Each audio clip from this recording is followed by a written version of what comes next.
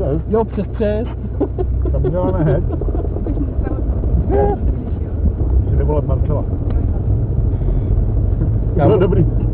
Teď co bylo, ty přesně jak si začala chytat psa, tak ti s tím telefonem, jak jsme ještě nehojil před obličej, že jo? Dělej švatek. A jestli to myslel píškotek, víš? No máme.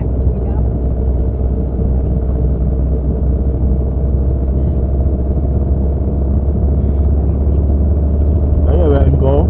Tak, a je to první levej sloup od silnice. Jo, tady to ten.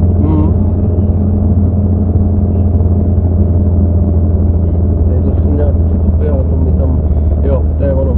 Tady můžeš jít doleva hnedka. Máme bod! Pardon. Máme bod. Ještě já nemůžu. Jo, on to tam rozšil.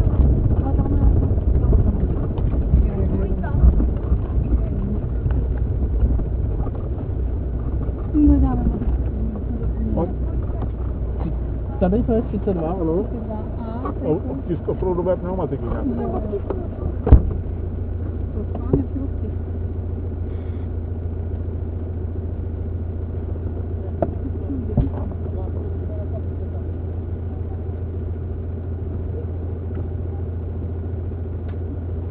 Máme nakreslit nebo co?